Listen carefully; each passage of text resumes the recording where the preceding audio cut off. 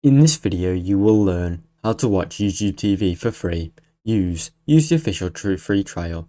Sign up for YouTube TV advertised free trial when it's available and use the service for the trial period at no charge to you.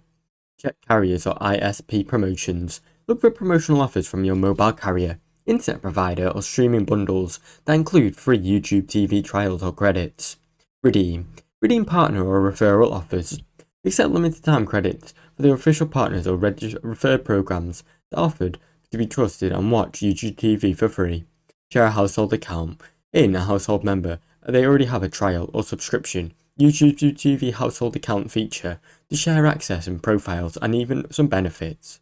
Complement with free service. Combine YouTube TV Shorts free trial with alternatives, local antenna for live TV, or free ad-supported streaming services to cover more content without paying.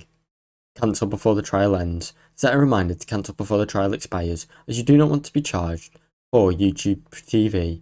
Now you know how to watch YouTube TV for free. Thanks for watching. Don't forget to like and subscribe.